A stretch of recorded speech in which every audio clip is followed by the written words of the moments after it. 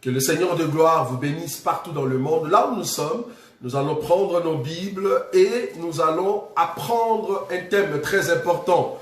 Vous le savez, ça fait déjà un bon moment, nous sommes en train de parler sur l'enlèvement. Nous avons expliqué avant l'enlèvement, nous avons expliqué pendant l'enlèvement qu'est-ce qui est en train de se passer, comment est-ce que nous allons monter. Et là, nous entamons maintenant la partie de l'après l'enlèvement. Donc, nous avions touché les 4 abominations qui précèdent l'enlèvement de Lot. Là-bas, nous avons expliqué au fait les choses qui sont en train de se passer maintenant, alors que nous ne sommes pas encore partis en enlèvement. Quels sont les éléments que nous allons voir? Là-bas, nous avons touché ce qui est l'homosexualité, la pédophilie, la xénophobie et l'agression sexuelle. Nous avons dit que ces choses seront réelles et vraies dans le monde jusqu'à même légaliser cela. Et déjà, nous voyons la légalisation de l'homosexualité. Bientôt, vous allez voir la légalisation de la pédophilie. Et il y a déjà des pays qui sont en train de comprendre et de mettre en place la xénophobie. Même en Chine, hein, on est en train de nous montrer que la xénophobie devient normale. Donc, tuer un noir, c'est pas un problème. Au contraire, tu es en train d'aider les gouvernements. Hein, donc, c'est grave. Donc, apparemment, ça vient. Et ça va monter encore davantage. Et l'agression va monter. Tout ça, ça sera 2 éléments avant l'enlèvement. C'est-à-dire avant l'enlèvement de Lot ou bien de l'Église. Alors, pendant l'enlèvement de l'Église, là-bas, nous étions en train d'expliquer comment est-ce que le peuple se prépare et comment est-ce que Ève sera enlevée. C'est là-bas que nous avons touché l'enlèvement de Ève pour dire que Ève doit être complète jusqu'à ce que la dernière personne soit à la maturité. Et c'est comme ça que la dernière personne sera associée au corps qui dort déjà, c'est-à-dire le sang qui s'endort. Dieu va le ressusciter et c'est comme ça qu'on va rassembler le peuple qui sont vivants pour que nous puissions aller au ciel. Et en allant au ciel, nous allons rencontrer notre Seigneur. C'est là-bas qu'il va nous amener, lui qui est le véritable Isaac. Il va nous amener dans la maison de sa mère, c'est-à-dire dans la maison de la parole, de l'enseignement, là où nous allons voir la gloire et la beauté de cet homme de Galilée. C'est lui qui nous a sauvés, c'est lui qui nous a épousés, ça va? Et j'avais dit que l'Église se prépare par les billets de la main de Dieu qui est en train de former Ève, c'est-à-dire les billets de ministres, les hommes de Dieu qui prêchent la parole de Dieu dans la profondeur pour aider le peuple à aller au ciel. Maintenant là, nous voulons expliquer après l'enlèvement. Après l'enlèvement, ici j'ai donné le thème après l'enlèvement de Daniel. Comprenez que Daniel ici c'est Lot, Daniel ici c'est Ève. Hein? Ici maintenant nous allons voir l'enlèvement aussi de Daniel, mais juste pour quelques lignes. Et après nous allons voir après l'enlèvement de Daniel. Quand nous sommes en train de dire enlèvement de Daniel, enlèvement de Ève, enlèvement de Lot, voyez au fait ce que nous avions donné la fois passée, la définition pour dire un enlèvement c'est un déplacement d'un lieu à l'autre. C'est-à-dire Dieu va t'enlever quand tu atteins la maturité pour te mettre quelque part en attendant qu'il fasse un travail quelque part. Donc c'est très important. C'est dans ce sens-là qu'on avait expliqué l'enlèvement de Lot et de Ève. Maintenant ici, nous allons expliquer après l'enlèvement de Lot ou après l'enlèvement de Ève que nous avons intitulé aujourd'hui après l'enlèvement de Daniel. Qu'est-ce qui va arriver après l'enlèvement? Remarquez, je suis dans le livre de Daniel, Daniel chapitre 3. Nous sommes en train d'expliquer quelque chose de très important. Daniel chapitre 3, je prends le verset 8. Daniel chapitre 3, verset 8. À cette occasion, et dans le même temps, quelques Chaldéens s'approchèrent et accusèrent les Juifs. À cette occasion, quelle occasion? C'est l'occasion qui a fait que le roi Nabuchodonosor va mettre en place la statue. Il va ériger une statue pour que tout le monde puissent l'adorer. La statue, c'était la statue de Nabuchodonosor. Cette statue représentait Nabuchodonosor. C'est une image que Nabuchodonosor a mis dans sa province, dans son pays, pour que tout homme puisse adorer cette image-là. Si tu ne l'adores pas, alors Nabuchodonosor doit te tuer. Donc, il fallait adorer l'image de Nabuchodonosor. Alors, c'est comme ça que tout le monde commençait à adorer l'image. Maintenant, à cette occasion-là, il y a eu des Juifs qui avaient l'enseignement, qui avaient la parole. Ils ont refusé d'adorer l'image de Nabuchodonosor. Pourquoi? Parce qu'ils avaient l'enseignement. Ayant l'enseignement, ils n'ont pas accepté d'adorer l'image de Nabuchodonosor. Alors, quelques hommes vont voir cela. Ils sont venus accuser les Juifs auprès du roi. Pour dire que voilà, il y a des Juifs que toi tu considères, ces Juifs ne veulent pas adorer ta statue. C'est là-bas que nous allons nous asseoir pour vous prouver dans les Écritures qu'est-ce qui va arriver après l'enlèvement. Parce que vous allez vous souvenir, nous avions martelé pour dire au peuple de Dieu de ne pas rater l'enlèvement, de profiter maintenant, d'accepter l'enseignement, d'accepter la parole pour que tu puisses aller avec nous en l'enlèvement. Parce que si vous ratez l'enlèvement, qu'est-ce qui va arriver? C'est ce que nous voulons maintenant commencer à étaler jusque dans les milléniums. Donc le but ici, c'est de donner le peuple de Dieu, le temps que nous sommes, jusque le temps que nous allons revenir. C'est ça le but de l'enseignement de l'enlèvement. Comme ça, vous avez tout cet enseignement. Alors, le verset 8. Alors à cette occasion et dans le même temps, quelques Chaldéens s'approchèrent et accusèrent les Juifs. Ils prirent la parole et dirent: Ô roi Nabuchodonosor, ou Nebuchadnezzar, ô roi, vis éternellement.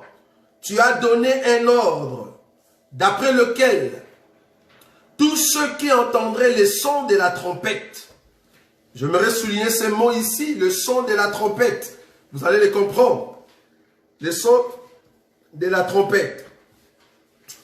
Tous ceux qui entendront les sons de la trompette, du chalumeau, de la guitare, de la sambuc, du psalterion, de la cornemuse et de toutes sortes d'instruments, devraient se prosterner et adorer la statue d'or. Et d'après lequel, quiconque ne se prosternerait pas et ne l'adorerait pas, serait jeté au milieu d'une fournaise ardente.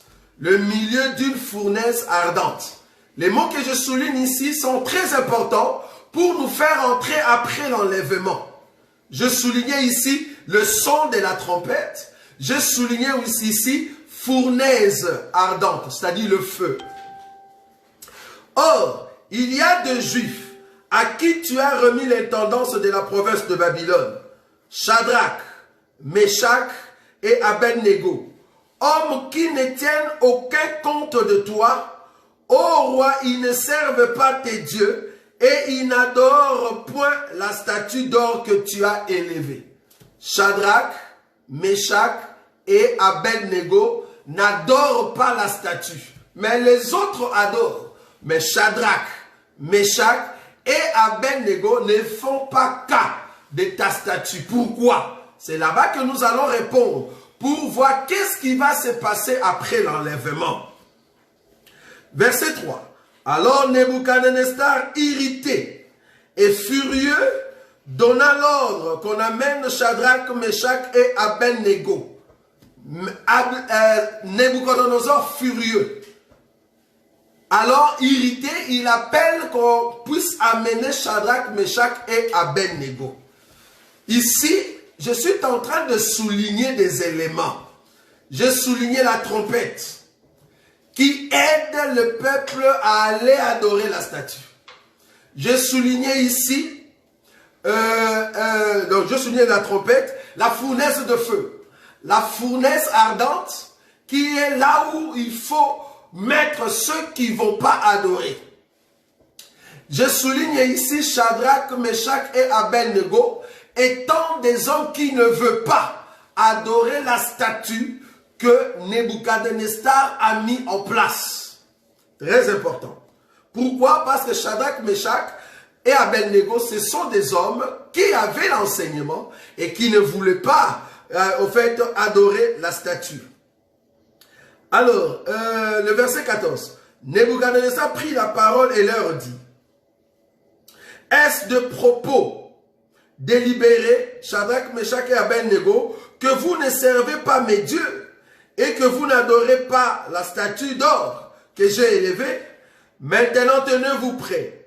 Et au moment où vous attendrez les sons de la trompette, du chalumeau, de la guitare, de la sambuc, des psalterions et de la cornemuse et de toutes sortes d'instruments, vous vous prosternerez et vous adorerez la statue que j'ai faite.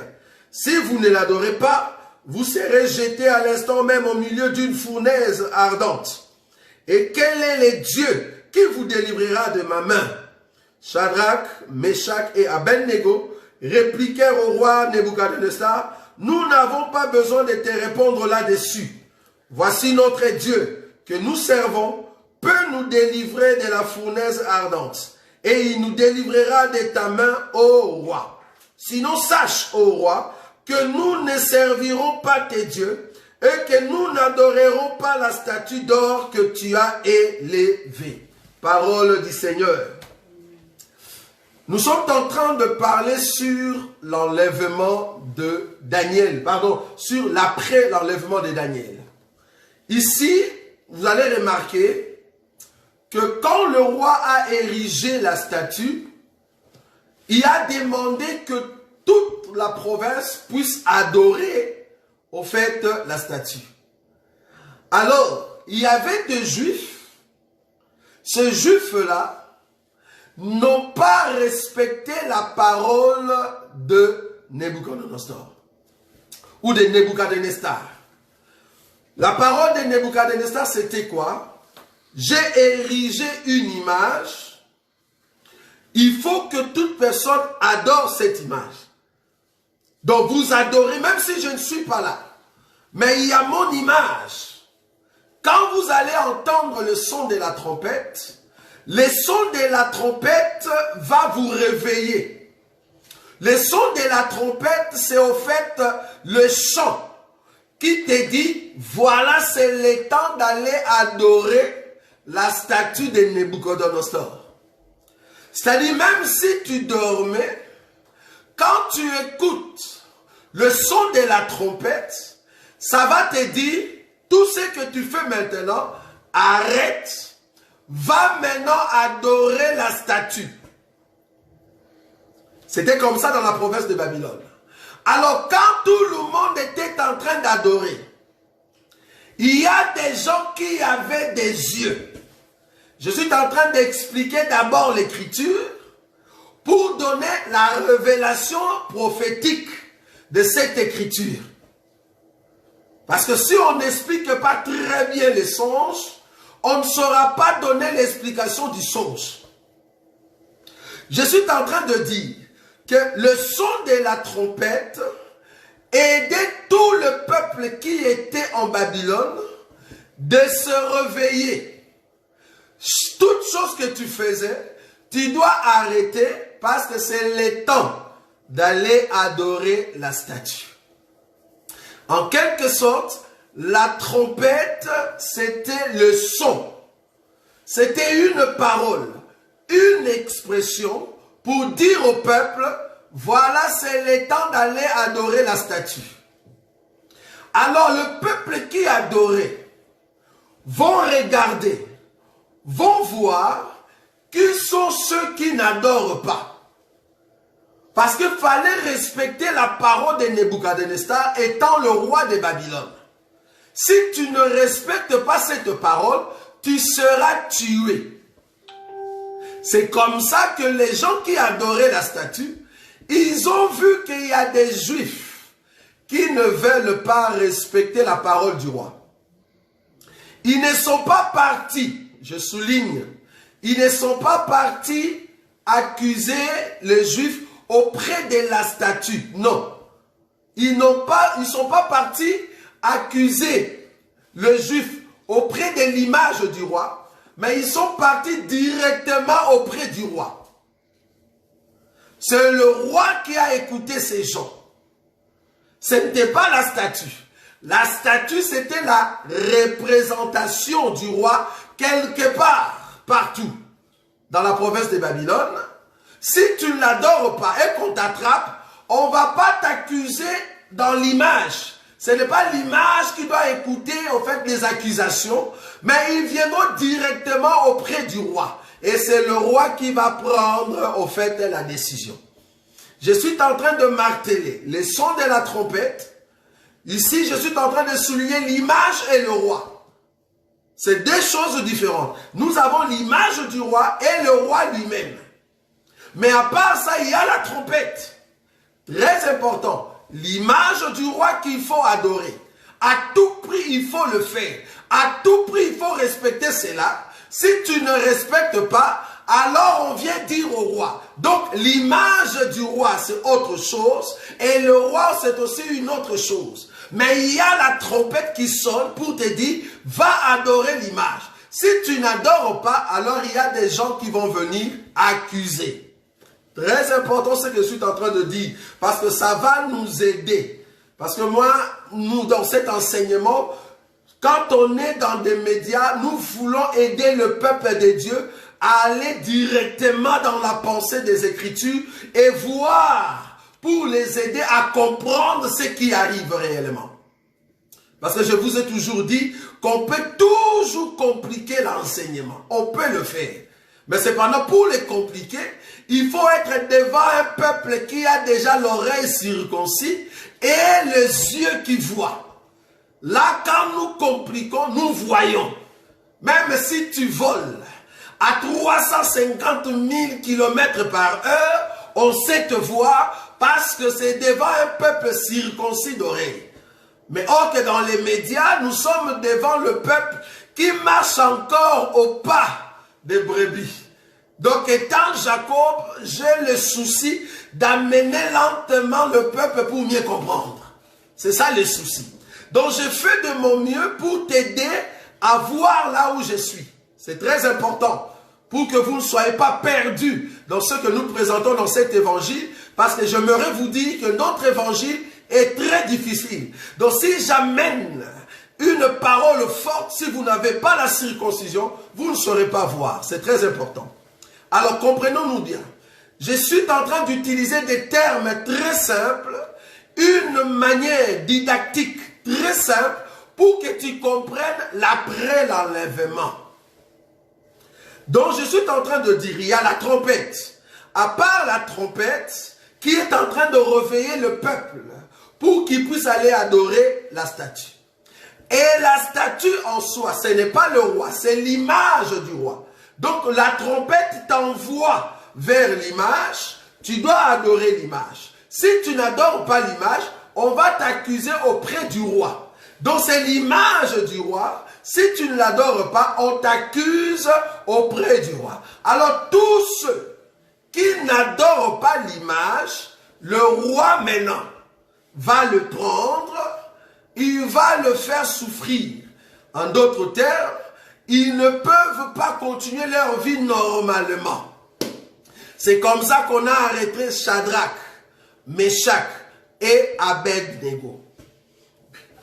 Mais posons-nous la question, parce que le verset 8, Daniel chapitre 3, le verset 8, à cette occasion, et dans le même temps, quelques Chaldéens s'approchèrent et accusèrent le Juif. Accusèrent le Juif. On a très bien dit. Parce que le Juif était venu en Babylone. Ils ont accusé les Juifs. Que le Juif ne veut pas adorer la statue. Le Juif refuse d'adorer la statue. Même quand la trompette, voilà. Même quand la trompette sonne, les Juifs, en écoutant la trompette, ils ne vont pas adorer au fait la statue. Ils restent dans leur vie normale. Pourquoi? Parce que les Juifs, selon l'explication des Écritures par les 3 compagnons de Daniel, ils ont dit, nous n'adorerons pas ta statue. Donc, ils avaient un enseignement. L'enseignement, c'était quoi? Tu n'adoreras pas un autre Dieu à part moi l'Éternel. Voilà. Ça, c'était l'enseignement. L'enseignement que les Juifs avaient, c'était que tu ne peux pas adorer un autre Dieu à part l'Éternel. C'est seulement lui seul que tu dois adorer. Ça, c'est l'enseignement que Israël avait, que les Juifs avaient. Dans cet enseignement-là, pendant cette période-là, Meshach, Shadrach et Abednego, ils ont mis en place cet enseignement et ils ont refusé d'aller adorer la statue. Mais posons-nous la question. Ils sont venus pour accuser le Juif. Mais pourquoi il y a seulement Shadrach, Meshach et Abednego? Ils étaient au nombre de 3. Je souligne ces mots 3. Alors que quand ils sont venus, si tu commences le livre de Daniel, on dit que les enfants qui sont venus d'Israël, parmi la famille noble de ceux qui étaient intelligents, on a mentionné les noms de Daniel, Shadrach, Meshach et Abednego. Ils étaient aux 4 d'abord au départ. Mais ici, nous voyons 3. Mais où est Daniel? Pourquoi Daniel n'est pas parmi les Juifs qui n'adoraient pas, qui ne respectaient pas la loi du roi? Ce sont des questions qu'on peut te poser. Tu ne vas pas nous dire que Daniel ici, lui, il a accepté d'adorer la statue, quand même. Si Shadrach, Meshach et Abednego ont refusé, alors qu'il y a un compagnon qu'on appelle Daniel qui n'est pas mentionné ici, tu ne vas pas nous dire que Daniel, lui, il a accepté? Non. Parce que c'est parmi ceux qui étaient différents alors que le roi était en train de chercher les intendants. Ils avaient la sagesse du Seigneur, la parole de Dieu. Alors comme ils étaient 4 au départ, et qu'après les 4, il y a maintenant les 3 que nous voyons. Où est parti le 4e? Où est parti Daniel? Or, nous sommes au temps de la présentation de l'image. Or, quand est-ce que le roi va présenter son image? C'est quand Daniel ne sera pas là. J'aime ça. Parce que Daniel n'était pas là. Daniel n'était pas sur Babylone. Daniel était enlevé. Est-ce que vous voyez ça? Je suis dans la révélation. Tu ne vas pas dire comment est-ce qu'il était enlevé dans la lettre. Daniel était absent. Nous comprenons que l'absence de Daniel, c'est l'enlèvement de Daniel. Pourquoi? Parce qu'après l'enlèvement de Daniel, il faut qu'il vienne une période où la statue va être présentée. Est-ce que vous voyez ça? Daniel n'est pas là. Il est où? Parce qu'au commencement, quand ils sont venus, ils étaient au nombre de 4. Ah, ok. Là, maintenant, nous comprenons les 4. Voilà, nous allons d'abord expliquer les 4. Comprenez-nous. Je vais prendre une écriture. Je suis dans les livres, dans la Nouvelle Alliance. Tu vas prendre ta Bible. Je cherche cette écriture de Semeur. Remarquez. Je prends l'écriture. Je prends Luc. Luc chapitre 8. Remarquez avec nous cette écriture. Je veux expliquer le 4 et regardez comment je vais réduire les 4 en 3. On commence là-bas aujourd'hui. Nous sommes en train d'expliquer les 4 qui est réduit en 3. Parce que c'est ça le but de cet enseignement pour comprendre l'après l'enlèvement. Luc chapitre 8. Je prends le premier verset. un semeur sortit pour s'aimer sa sémence. Comme il s'aimait, une partie de la sémence tomba au long du chemin. Elle fit fouler aux pieds, et les oiseaux du ciel la mangèrent. C'est-à-dire, la sémence, on l'a jetée sur terre, et les oiseaux du ciel la mangèrent. Verset 6. Une autre partie tomba sur le roc. Quand elle fut levée, elle sécha parce qu'elle n'avait point d'humidité. J'aime ça. Je suis en train d'expliquer le chiffre 4 qui sera réduit au chiffre 3. J'ai pris les 4 terres parce que tu vas comprendre que le monde est subdivisé en 4 selon l'Éternel, mais le diable va subdiviser en 10. C'est ce que nous disons. Le monde selon le Seigneur Jésus est subdivisé en 4, mais le diable va subdiviser cela en 10. Je viens. Le verset 6. Une autre partie tomba sur le roc. Quand elle fut levée, elle sécha parce qu'elle n'avait point d'humidité. Donc la deuxième sémence.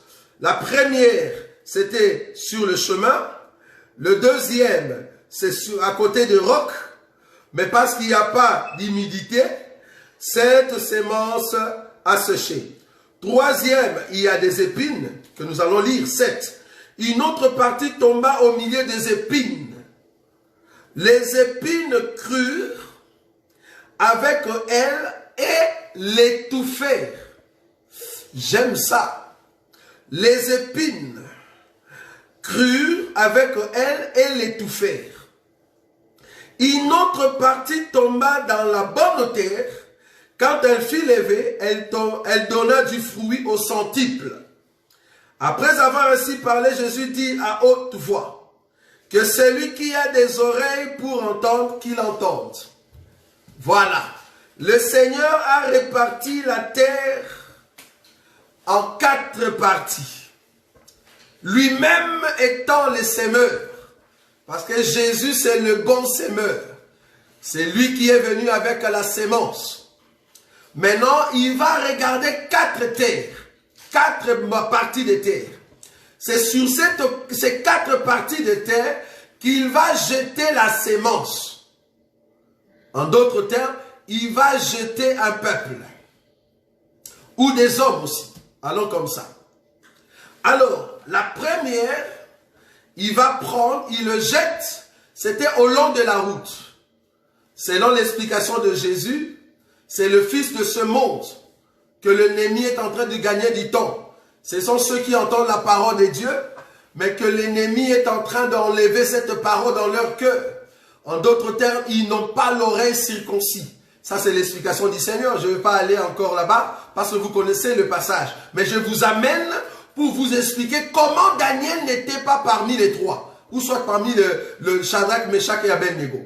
Vous allez comprendre que le monde, selon le Seigneur, est subdivisé en 4. 4 terres. Donc, il y a une partie qui est tombée au long du chemin. Quand Jésus va donner l'explication, il dit, ce sont ceux qui écoutent la parole de Dieu, mais ils sont fous, ils n'ont pas besoin de cela. Et l'ennemi vient, il enlève. Le diable vient, il enlève cette parole pour que ces gens-là n'écoutent pas. Pour que la parole ne reste pas. Parce qu'en réalité, la sémence, ce n'est pas pour ces gens-là. On peut aller plus loin pour montrer que les oiseaux du ciel sont venus et ils ont mangé cette nourriture. Là, je peux toujours vous ramener même dans la vie de Joseph. Joseph qui était dans la prison et il y a un homme qu'on appelle le panetier qui était dans cette prison et qui a vu 3 corbeilles. Et au-dessus de ce corbeille, il y avait du pain. Et les oiseaux du ciel sont venus pour manger ce pain-là. Ça, vous voyez? Et Joseph va interpréter cela comme étant la mort. La mort, pourquoi? Parce que le pain qui était là, c'était le pain de vie. Mais cependant, il faut que ce pain devienne une nourriture. Or, pour que le pain devienne une nourriture, il faut que le pain soit déchiré. Ça, vous voyez ça? Quand le pain est déchiré, alors les oiseaux peuvent manger. Or, les oiseaux qui mangent, c'est tout un peuple qui était loin, qui n'était pas destiné pour le pain. Ils vont venir manger le pain qui était au-dessus de 3e corbeille. Est-ce que vous voyez? Donc ici, nous pouvons aussi expliquer les oiseaux qui viennent manger dans la révélation, pas prophétiquement. Dans la révélation, c'est un peuple qui est en train de manger la sémence. Est-ce que vous voyez ça? Pourquoi? Parce que le long du chemin n'a pas donné place dans le cœur pour prendre la sémence. Ce sont des païens. C'est tout un peuple qui n'aime pas le Seigneur. Alors comme la nourriture, ce n'est pas pour eux, nous maintenant, le peuple du ciel étant les oiseaux, nous venons pour manger cette nourriture-là. Ça vous voyez? Ça, c'est dans la révélation, pas prophétiquement. Comprenez-nous très bien. Parce que nous expliquons dans la révélation, prophétie, dans la connaissance et aussi dans la doctrine. Très important. Nous avons 4 manières de présenter les choses. Donc, on peut présenter dans la révélation, prophétie, prophétique, dans la connaissance et dans la doctrine. Très important. Alors, remarquez, dans les 4 terres, donc selon Luc chapitre 8, là où nous venons de lire, dans Luc chapitre 8, le verset que je viens de prendre, c'était le verset 6. Une autre partie tomba sur, non, le verset 5, pardon. Un semeur pour s'aimer sa sémence comme il s'aimait, une partie de la sémence tomba le long du chemin. Le long du chemin ici n'a pas accepté la sémence. Donc ils ont écouté la parole, quand Jésus va l'expliquer. Ils ont écouté la parole, mais ils s'en foutent de cette parole. Ça, c'est un peuple qui n'écoute pas l'enseignement aujourd'hui.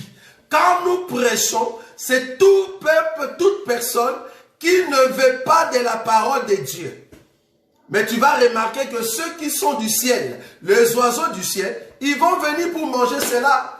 Quand toi, tu refuses notre enseignement, quand toi, tu dis que cet homme, il parle trop, quand toi, tu dis que cet homme, tout ce qu'il dit, j'aime pas, il y a un peuple du ciel qui se dit, waouh, quelle nourriture nous allons manger. Est-ce que vous voyez ça? Ah, Dieu est en train de fermer tes oreilles pour que tu ne comprennes pas, afin de donner cette nourriture à un autre peuple. Parce que les oiseaux du ciel, ils viennent pour manger la nourriture. J'aimerais te dire que ces oiseaux du ciel n'est rien d'autre que les aigles qui ont vu les cadavres, ils viennent s'assembler. Quand toi tu dis que cette nourriture ce n'est pas bon, parce que c'est un cadavre, comprenez que les aigles, pour eux, ils disent, waouh, ça c'est la nourriture de la maison. Et quand toi tu insultes que ce n'est pas très bon cet enseignement, il y a les enfants du royaume qui sont en train de savourer la nourriture qui vient de la part du Seigneur. C'est très important. Donc nous sommes en train d'expliquer la première terre. La première terre, c'est le païen. C'est tous ceux qui n'écoutent pas la parole de Dieu. Maintenant remarquez, le verset 6. Une autre partie tomba sur le roc. Une autre partie tomba sur le roc. Quand elle fut levée, vous voyez, c'est-à-dire, ça donnait quand même une partie.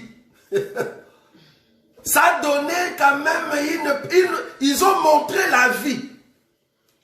Quand elle fut levée, elle sécha parce qu'elle n'avait point d'humidité. L'eau n'y était pas, alors qu'il s'est levé. Il s'est levé comment? Il s'est levé parce qu'au départ, il y avait l'eau. Au départ, il y a quelque chose qui a aidé cette sémence à croître. Mais à un moment, parce qu'il est en train de croître auprès des rocs, les rocs vont étouffer. Est-ce que vous voyez ça? Les rocs vont déranger. Alors qu'ils ont poussé. Mais ça manquait encore l'eau davantage. Comme ça manquait encore l'eau davantage, alors cette partie n'a pas pu garder sa valeur. Et la sémence est morte. Cette écriture explique la Vierge folle. Un peuple qui était avec nous. Parce que les rocs, c'est toute personne qui est solide dans la foi. Les rocs, c'est toute vierge sage qui garde sa lampe. Le roc, c'est un peuple solide qui est assis dans l'enseignement et qui garde l'enseignement. Or, cette sémence est au milieu de nous. Ils sont au milieu de nous, mais ils ne vont pas croître davantage.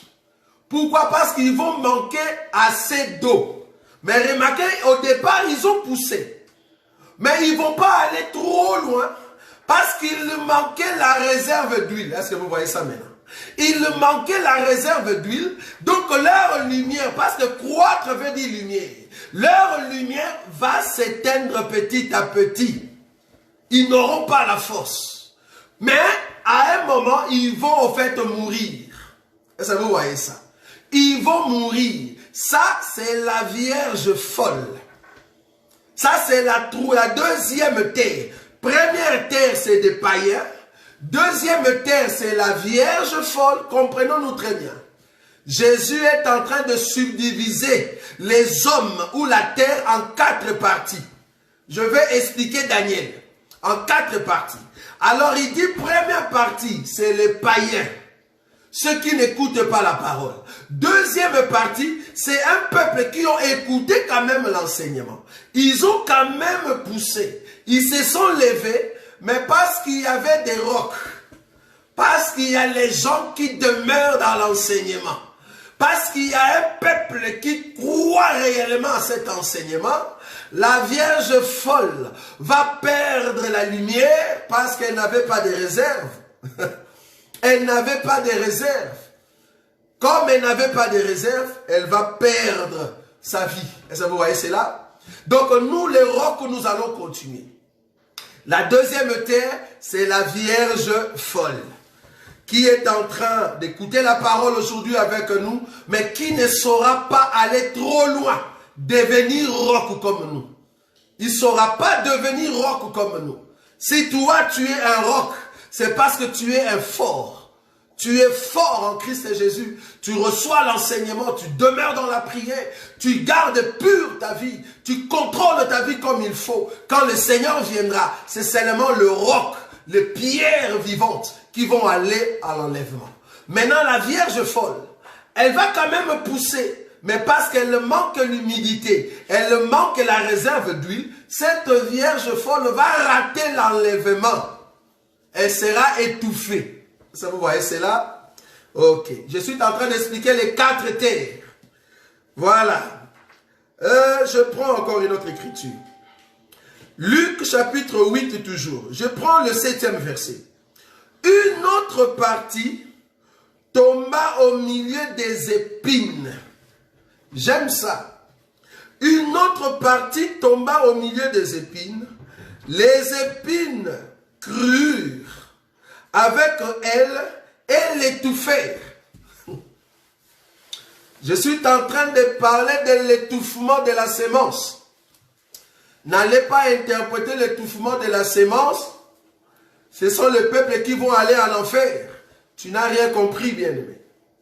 La première terre n'a pas reçu la sémence. La sémence a été mangée par les oiseaux. La sémence a été mangée par les oiseaux. La deuxième terre a reçu l'enseignement, mais la sémence n'a pas poussé trop loin. Et la sémence est morte. Ça, c'est la Vierge folle. La troisième terre, cette terre a reçu la sémence. Et la sémence a poussé. Mais malheureusement, sur sa terre, il y avait aussi des épines. Les épines commençaient à pousser. Et les épines sont devenues trop grandes. Et ça a commencé à étouffer la sémence. Mais il faut que la sémence pousse. Mais il faut qu'il y ait aussi étouffement de la part des épines. Tu vas nous poser la question, c'est quoi les épines? Si tu ne connais pas, ok, on va t'aider. C'est quoi les épines dans la Bible? Je vais prendre une écriture. D'abord, je prends Genèse. Tu vas prendre avec moi Genèse. Je vais chercher cette écriture rapidement. Genèse chapitre, je crois chapitre 3. Genèse chapitre 3. Remarquez. Genèse chapitre 3. Je prends le verset Genèse 3. Alors là, j'ai un problème des yeux, je vais le trouver rapidement. Alors, le verset 17, je peux commencer par là. Le verset 17. Genèse chapitre 3, le verset 17. Je vais expliquer les épines. Il ne faut pas aller directement dire les épines. C'est vraiment les épines comme dans une fleur rose. La Bible parlait vraiment des épines. Non, là tu n'as pas vu. Il faut aller dans la Bible chercher les épines. Il ne faut pas interpréter la Bible comme si c'était un roman. Non, la Bible ce n'est pas un roman. Quand on parle des épines, va dans la Bible, cherche c'est quoi les épines. La Bible parle des épines et des ronces. Il faut aller dans la Bible, chercher les épines et des ronces. C'est qui? C'est quel peuple? Voilà. Je prends l'écriture. La Bible, je prends Genèse chapitre 3, le verset 17. Il dit à l'homme, puisque tu as écouté la voix de ta femme et que tu as mangé de l'arbre au sujet duquel je t'avais donné cet ordre, tu n'en mangeras point.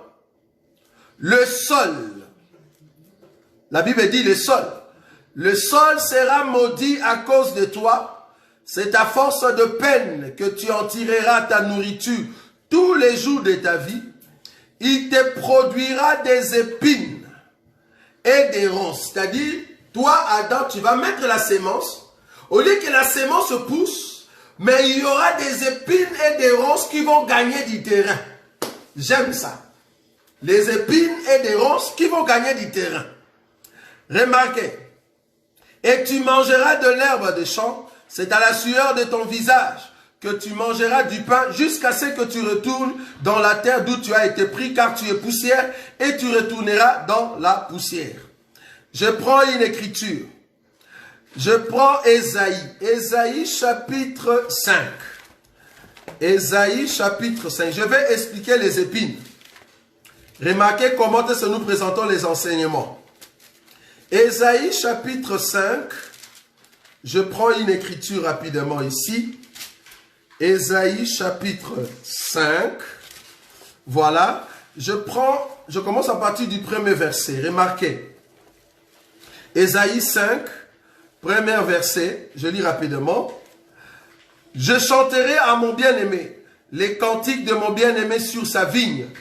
Mon bien-aimé avait une vigne sur un coteau fertile.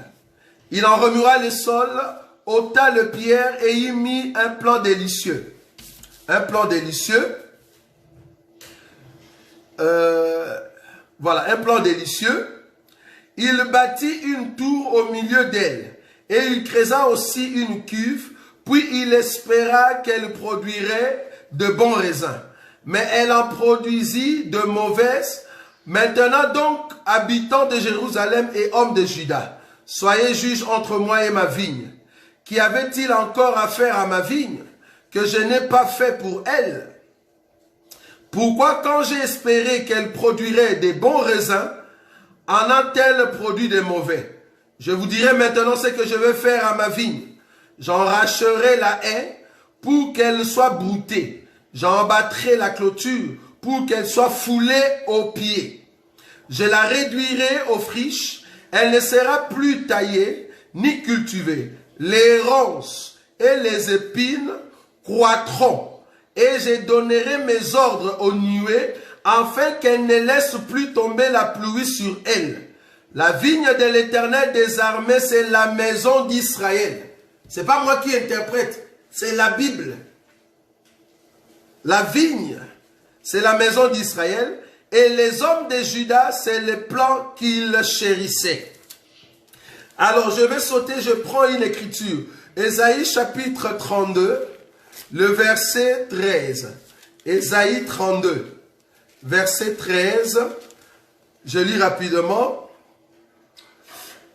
Sur la terre de mon peuple, c'est-à-dire Israël, sur la terre de mon peuple, croissaient les épines et les ronces, même dans toutes les maisons de plaisance de la cité joyeuse. Là, Dieu est en train de nous expliquer qu'il y avait une bonne sémence sur son terrain. Je suis en train d'expliquer ici l'enlèvement de Daniel. L'enlèvement de Daniel,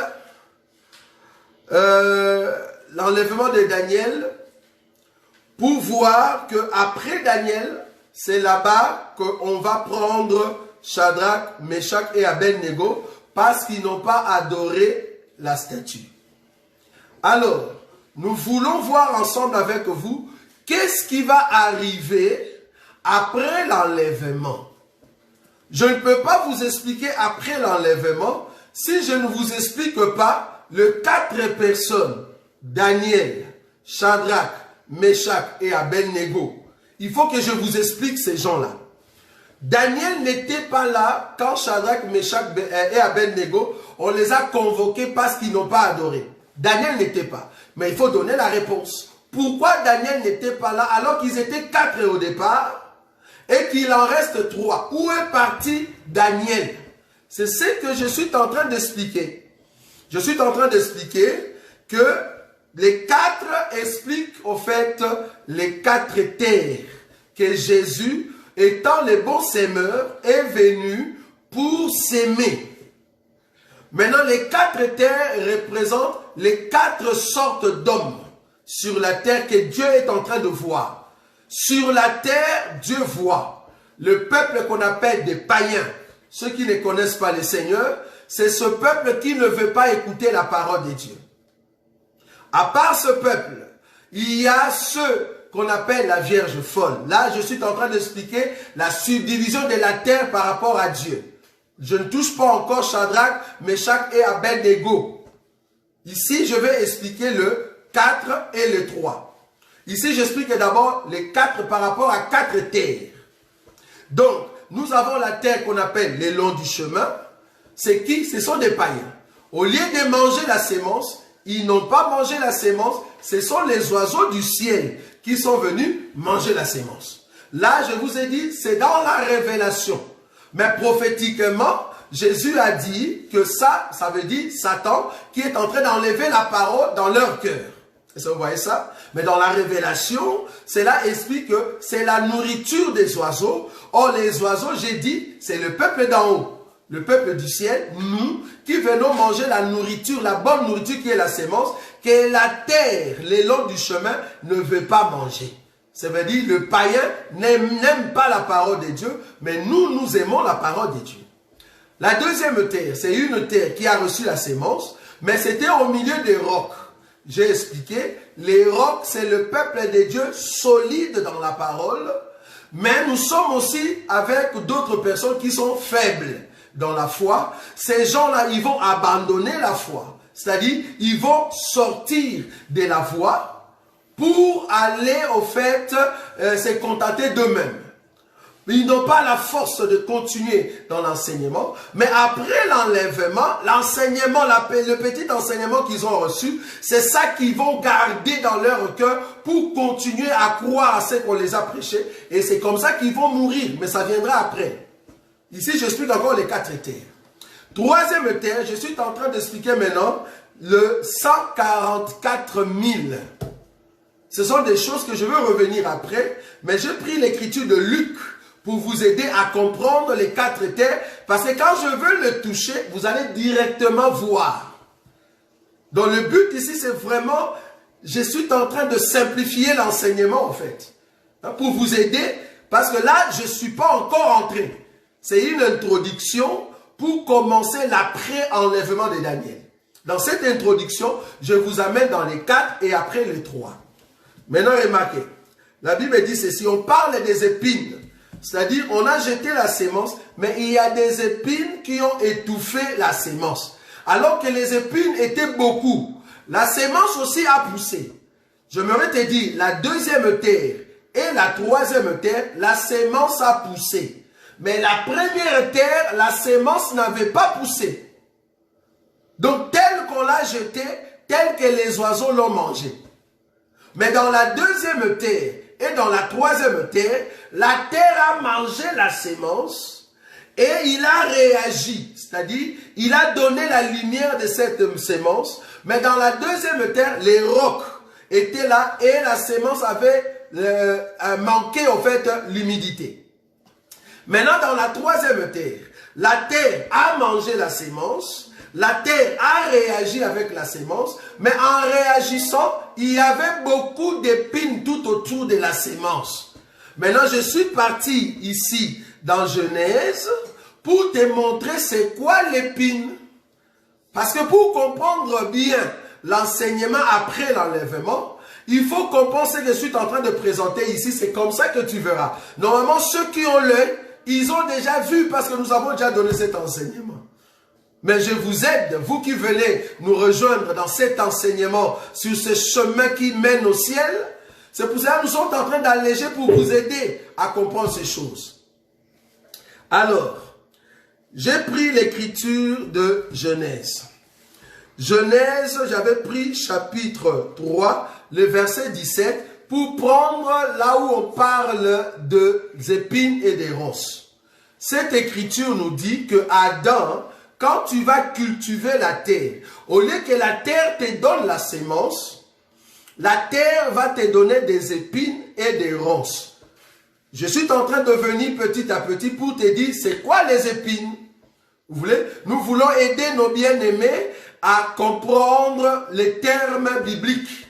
Parce que quand Dieu parle d'un arbre, en réalité ce n'est pas un arbre. Dieu veut dire que tel arbre c'est tel peuple. C'est là-bas que je viens. Maintenant j'ai touché l'écriture d'Ésaïe pour te montrer que la sémence en question, la terre, là où il y a des épines et des ronces, cette terre, Dieu a dit que c'est Israël. Je ne sais pas si tu as vu. Enfin, c'était tellement facile, bon, si vous ne voyez pas, que Dieu puisse vraiment vous ouvrir les oreilles. Donc, j'ai touché l'écriture d'Ésaïe pour t'amener que c'est que Adam doit cultiver et ça va donner les ronces et les épines. Parce que Dieu a dit, tu vas cultiver le sol, pas la terre. Le sol. Le sol en question, Ésaïe nous dit, c'est Israël qui est la vigne de Dieu. Au lieu que la vigne donne la vigne, mais ça va donner des ronces et des épines. Et Dieu a dit, la vigne c'est Israël. Donc directement, si nous rentrons dans Luc, la terre là où nous voyons la présence des épines, c'est Israël. C'est là-bas que je viens. C'est là-bas que je viens, bien aimé. Remarquez. Alors, je rentre. Je vous ai donné tout à l'heure Ésaïe pour vous montrer que là où il y a les épines, Dieu appelle cela ma vigne. Et Dieu dit ma vigne, là où il y a des épines, c'est Israël. Maintenant, nous voulons voir c'est qui les épines qui sont sur Israël. C'est comme ça que tu vas comprendre que la quatrième terre, c'est la terre d'Israël, mais qui a des épines. Maintenant, c'est qui ces épines-là? C'est comme ça qu'il faut interpréter la parole. Sinon, tu vas croire que c'est vraiment les épines physiques. Comment est-ce qu'une terre peut avoir des épines? Tu vois? Là, tu n'as pas compris l'écriture. Il faut aller dans la Bible. Alors, je prends une écriture. Je suis dans les livres de Ézéchiel. Nous sommes en train de chercher c'est qui épine. Si tu comprends c'est qui épine, là tu as la révélation de cette écriture de Luc chapitre 8. Sinon tu ne vas pas comprendre cette écriture si tu ne comprends pas c'est qui l'épine. Parce qu'on a dit l'épine a cru et c'est l'épine qui a étouffé la sémence. Il y a la sémence et il y a l'épine. Mais l'épine était très nombreuse. Ou bien nombreuse, et c'est comme ça que l'épine va étouffer au fait la sémence. Maintenant, cette écriture-là, nous allons le voir après, quand nous allons toucher maintenant les Shadrach, Meshach et Abednego. C'est là-bas que je viens. Mais je suis en train d'expliquer d'abord le parabole des semeurs, du bon semeur. Ézéchiel chapitre 28. Je fais toujours ces exercices pour aider nos bien-aimés qui viennent nous rejoindre dans cet évangile. Je dis bien dans cet évangile, pas dans ces réseaux, dans cet évangile, pour que vous puissiez comprendre tous les mouvements. Ézéchiel chapitre 28, je prends le verset 21. Fils de l'homme, tourne ta face vers Sidon et prophétise contre elle. Tu diras, ainsi parle le Seigneur l'Éternel. Voici, j'en vais à toi, Sidon. Je serai fortifié au milieu de toi et ils sauront que je suis l'Éternel. C'est-à-dire, Israël saura que je suis l'Éternel. Quand j'exercerai mes jugements contre elle, quand je manifesterai ma sainteté au milieu d'elle, j'enverrai la peste dans son sein, je ferai couler le sang dans ses rues, le mort tomberont au milieu d'elle par l'épée qui de part viendra la frapper, et ils sauront que je suis l'Éternel. Alors elle ne sera plus pour la maison d'Israël. Alors elle ne sera plus pour la maison d'Israël une épine qui blesse, une ronce qui déchire, parmi tous ceux qui l'entourent et qui la maîtrisent. Et ils sauront que je suis le Seigneur, l'Éternel. Donc ici, c'est une prophétie qui parle de la guérison, de la délivrance d'Israël. C'est-à-dire, Israël va recevoir la délivrance de Dieu parce que Israël était soumis à un peuple, les Sidoniens. Les Sidoniens, c'était le peuple qui était venu envahir Israël. Israël, c'est la vigne de Dieu. Israël, c'est le peuple là où il y a la sémence de Dieu.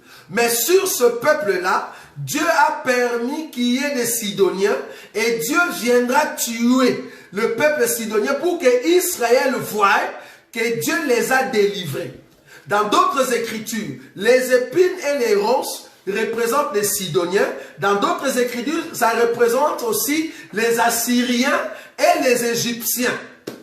Donc, les épines et les ronces, c'est tout peuple qui envahissait Israël. Voilà. Donc, quand Israël péchait, Dieu ouvrait en fait la clôture, comme nous avons lu dans Ésaïe, pour que les ennemis viennent attaquer Israël. C'est-à-dire, Dieu enlevait sa couverture, Dieu enlevait sa production et sa protection, Dieu enlevait sa main. C'est comme ça que Israël pouvait être attaqué par les ennemis. C'est là-bas que je suis en train d'expliquer. Donc, Dieu est en train de nous donner cette explication dans la troisième terre, que les épines qui étouffent la sémence, c'est en fait un peuple qui est en train de régner sur cette terre.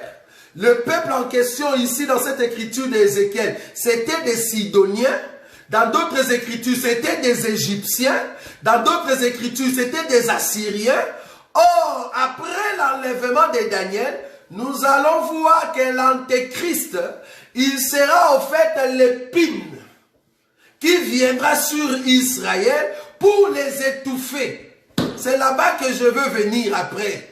Mais je te montre la quatrième terre pour que tu comprennes à chaque fois que Israël, la sémence de Dieu, la vigne de Dieu péchait, Dieu permettait que les épines puissent venir envahir Israël. En d'autres termes, que les nations, les méchants viennent entrer en Israël et tuer les Juifs. C'est ce que je suis en train de venir pour t'expliquer. Et je vais l'expliquer après l'enlèvement. Donc la troisième terre, c'est la terre qui reçoit les épines. Cette terre, c'est Israël. Cela parle de 144 000 qui ne seront que de Juifs, mais cependant les épines vont les étouffer. Je veux venir après. Les 144 000 seront tués par les épines. Or, les épines ne seront rien d'autre que l'Antéchrist et son armée. C'est comme ça qu'ils vont massacrer les 144 000 qui sont la sémence de Dieu, qui poussaient, mais cependant ils vont être étouffés. Étouffés par qui? Par l'épine qui sera l'Antéchrist. Parce que là, nous allons parler de l'après-enlèvement. Il faut montrer au fait cette terre-là. Très important. Et la quatrième terre, la Bible dit, c'est une terre qui reçoit la sémence, qui donne, qui réagit par la sémence et qui donne de fruits. Là, nous comprenons, c'est la Vierge sage, c'est toi et moi qui recevions l'enseignement et nous les mettons en pratique. Quand nous mettons en pratique la parole de Dieu, C'est là-bas que le Seigneur nous aide pour que nous puissions aller en enlèvement. C'est très important. Donc il y a 4 terres. Nous avons des païens, nous avons la Vierge folle, nous avons les 144 000 et nous avons la Vierge sage. C'est comme ça que Dieu est en train de voir le monde. Dieu voit le païen, il voit Israël qui sera au fait les 144 000. Dieu voit la Vierge folle qui va rater l'enlèvement et la Vierge sage qui va aller en enlèvement. C'est les 4 terres. Voilà. Maintenant, rentrons là où nous étions. Dans les livres de Daniel. Daniel chapitre 3, le verset 8. Daniel chapitre 3, le verset 8. Permettez que dans 10 minutes, nous puissions terminer. Le verset 8. Il y a une écriture qui va nous aider pour essayer de conclure aujourd'hui. Le verset 8. Le verset 8, je lis rapidement. À cette occasion, et dans le même temps, quelques Chaldéens s'approchèrent et accusèrent le Juif. Il prit la parole et dit au roi Nabuchodonosor, ô roi, vis éternellement. Tu avais donné un ordre lequel tous ceux qui entendraient les sons de la trompette, du chalumeau, de la guitare et de sambuc, du psalterion, de la cornémus et de toutes sortes d'instruments devraient se prosterner et adorer la statue d'or. Aujourd'hui, nous allons mettre, au fait, un point virgule parce que nous allons revenir prochainement. Ici, je viens maintenant expliquer la trompette. Comprenez que la trompette, c'est le son. Je vous ai dit que c'est le son qui aide les gens à comprendre pour aller, au fait, adorer. Les sons de la trompette en question, la personne qui est en train de le sonner, je veux les typifier comme étant le faux prophète. Parce que c'est le faux prophète qui va amener le peuple à adorer l'image de la bête. Donc les sons de la trompette aidaient les gens qui étaient à Babylone pour aller adorer l'image de la statue. Et la statue, ça sera l'image de la bête. Donc, après l'enlèvement, nous allons voir un peuple qui va rester. Ce peuple ne sera pas avec Daniel parce que Daniel est déjà enlevé. Ce peuple aura l'enseignement parce qu'ils seront prêchés par quelqu'un ou par 2 personnes. Après cela, il faut qu'il y ait quelqu'un qui sonne de la trompette pour dire aux gens d'aller adorer l'image. Or, l'image, ça sera au fait l'image de la bête. Maintenant, il faut que le faux prophète puisse dire aux gens d'aller adorer l'image de la bête. Si le faux prophète ne dit pas, les gens ne vont pas aller adorer. Donc, il faut que le faux prophète ait le pouvoir. Il doit avoir le pouvoir de dire au peuple d'aller adorer l'image. Nous sommes en train d'expliquer après l'enlèvement. Donc, la trompette sonnée ici, c'est le faux prophète qui dira au peuple d'aller adorer l'image de la bête. C'est là-bas que nous allons revenir prochainement. Nous allons toucher maintenant cette trompette qui va se préparer pour dire aux gens d'aller adorer l'image. Mais avant cela, nous allons d'abord expliquer Shadrach, Meshach et Abednego, étant le peuple qui vont rater l'enlèvement, étant la Vierge folle aussi, mais ils sont en fait le peuple qui vont refuser la marque de la bête, la marque ou l'image de la bête. C'est ce que nous allons toucher prochainement, parce qu'après l'enlèvement, il y a au fait Daniel qui est la bonne terre, qui ne sera plus là. Vous allez remarquer qu'avant l'enlèvement, on parlait de 1/4, un quart, hein, c'est-à-dire un quart. On parlait de 1/4. Je vais montrer ces écritures. Mais après l'enlèvement, on vient parler de 1/3. Vous voyez? Donc c'est là-bas que j'ai touché cette écriture de la terre pour montrer au peuple de Dieu de ce que nous allons dire prochainement. Donc, nous allons, au fait, nous arrêter ici pour aujourd'hui. Prochainement, nous allons continuer sur après l'enlèvement de Daniel et voir comment est-ce que ceux qui vont rester vont souffrir. Ceux qui vont rater l'enlèvement vont passer dans la fournaise de feu ardente. Mais seulement, Dieu va préserver son peuple, bien qu'ils vont passer par la fournaise, mais Dieu va le ressusciter après. C'est ce que nous allons, au fait, amener le peuple à comprendre dans les Écritures, les événements qui viennent après l'enlèvement. Tendre Père, nous te disons un grand